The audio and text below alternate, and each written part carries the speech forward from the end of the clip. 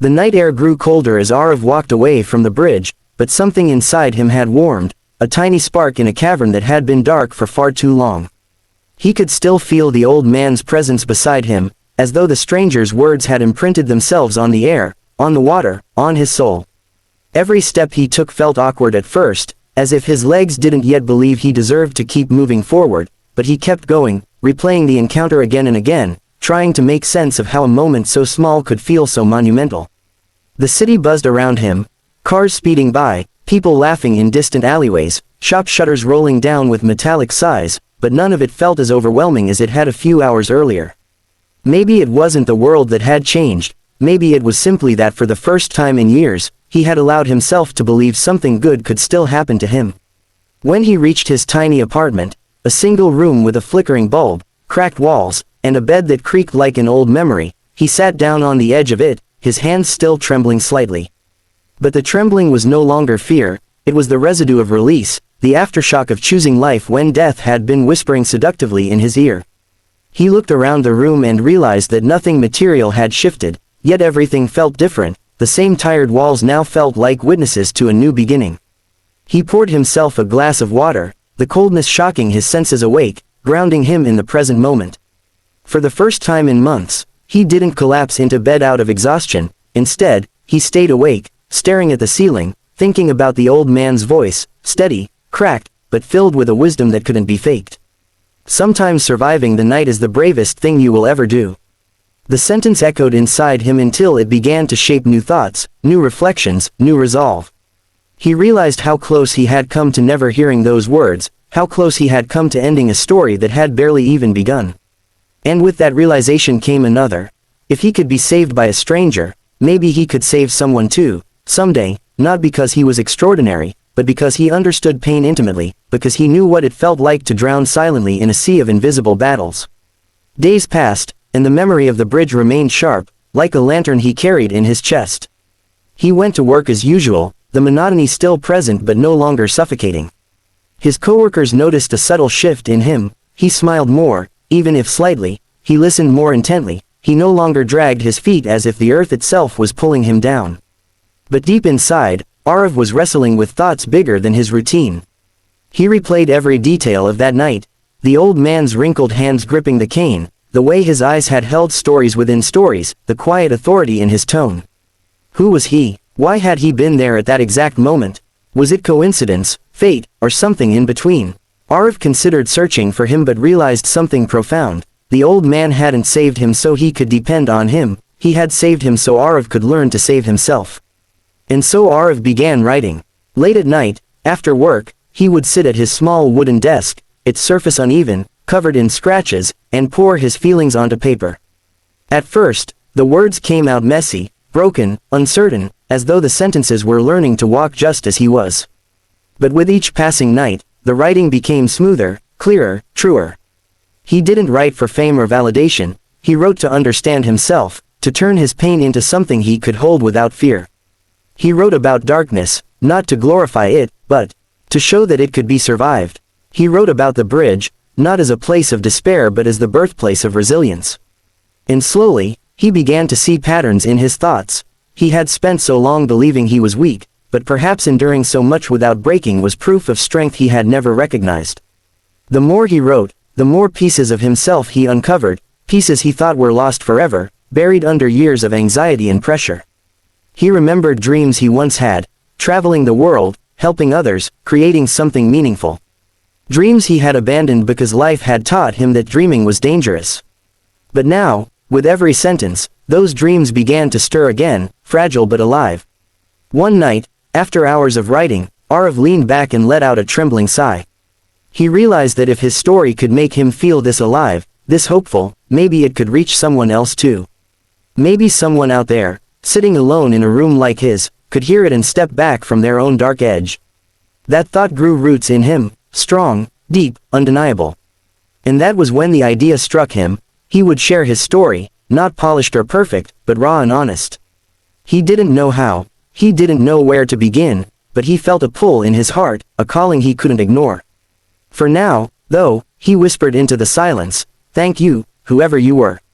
As he turned off the light and lay down, a quiet sense of purpose filled the room, as if the darkness itself had softened.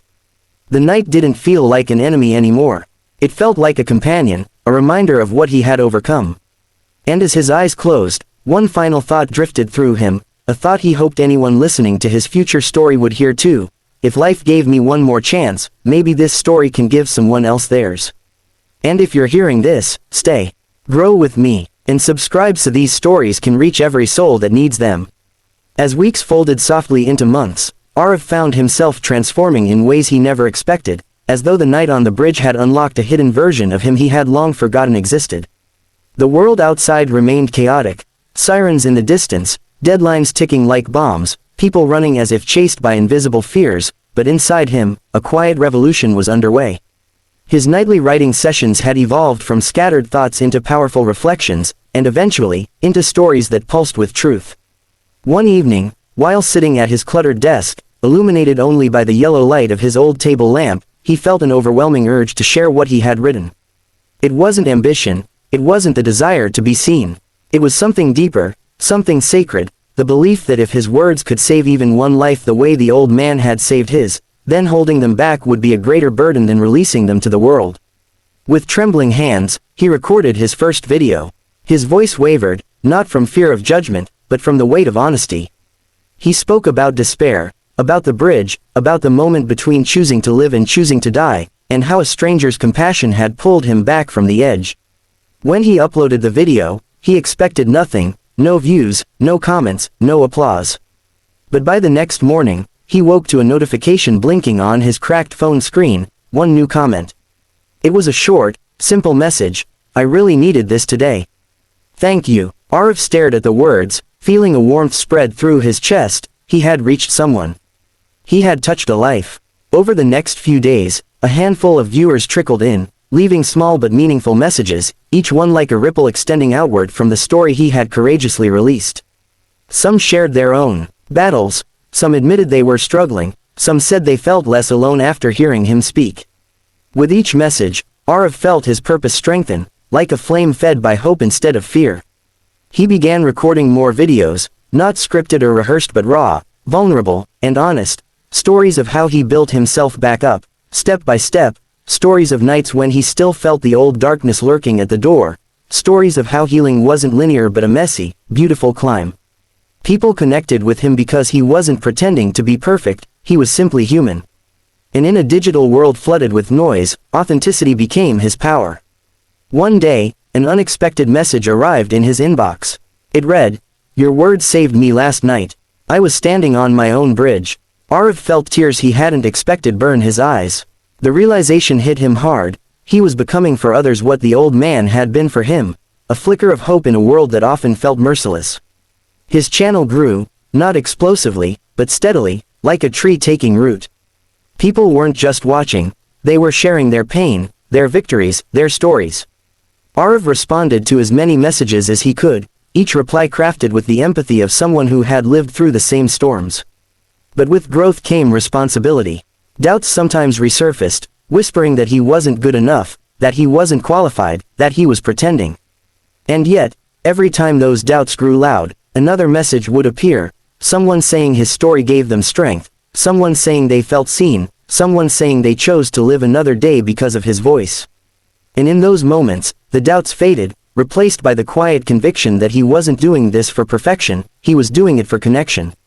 As winter settled over the city, painting rooftops with frost and glazing the nights in silver, Aarav found himself walking once again toward the bridge, the same place where everything had changed. The wind was sharp, slicing through his jacket, but he didn't feel cold. He stood at the railing, looking at his reflection in the dark water below, and whispered a silent thank you to the man who had saved him. Though he never learned the man's name, Aarav felt his presence everywhere, in the courage of strangers who messaged him, in the stories shared by viewers, in the life he had reclaimed. The bridge was no longer a symbol of despair, it was now a monument to rebirth. As he left the bridge behind and walked toward the glowing pulse of the city, he felt an unshakable truth settle inside him. This journey wasn't just about healing, it was about passing the torch.